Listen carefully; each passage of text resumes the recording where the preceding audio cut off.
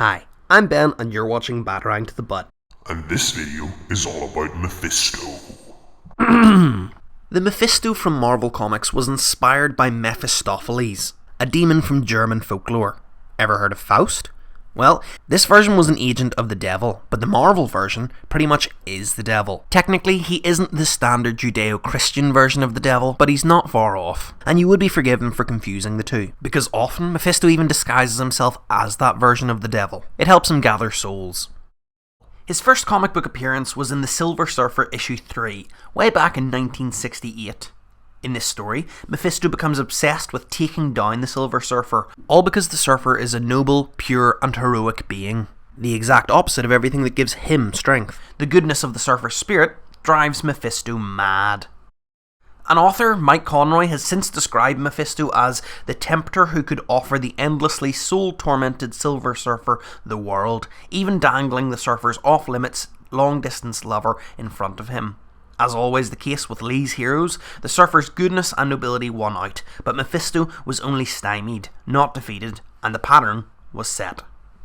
And honestly, I figured I couldn't put it much better than that myself. So thanks, Mike. But the Silver Surfer was just the beginning. Mephisto would go on to torment Thor, Ghost Rider, the Fantastic Four, Doctor Strange, Doctor Doom, Scarlet Witch, and many, many more. He's never really been gone from Marvel Comics for that long. Throughout his comic book history, we never really learn of Mephisto's origin. Instead, it is implied that he has just always been around, since the dawn of man. We know that when he's not trying to tempt souls from our world, he lives in his own realm, full of torment. It's a pretty sinister home, and the Surfer has even referred to it as the most diabolical domain in all the world. And he's been around the block a few times. As mentioned, Mephisto has disguised himself as the devil on several occasions. One such occasion was the creation of the original Ghost Rider. Mephisto was the demon that Johnny Blaze sold his soul to. Oh, that'll do just fine. Which then led him to become cursed as the Ghost Rider. Mephisto even appeared in both movies. Yeah, as you can imagine, those characters don't get along.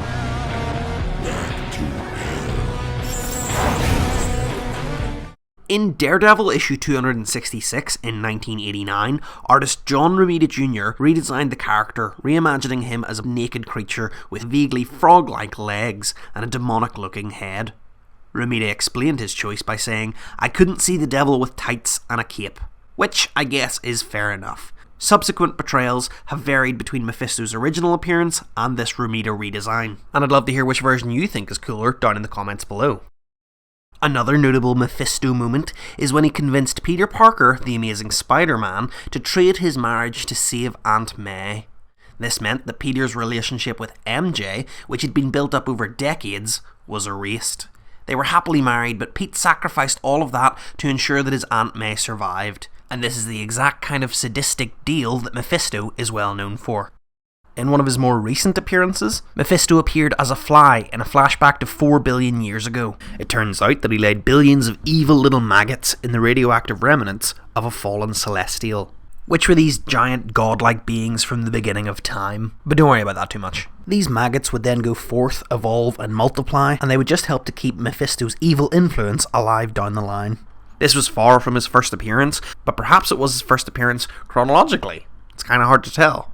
As with most long-running comic book characters, Mephisto has been adjusted and retconned many times over, often just written in a way that best suits the writer and the story's needs, and this kind of makes him hard to define. However, I hope that I've given you a glimpse at the incredible extent of his abilities. Basically, anywhere you read about spooky dark magic happening, you can usually guarantee that Mephisto is not far behind.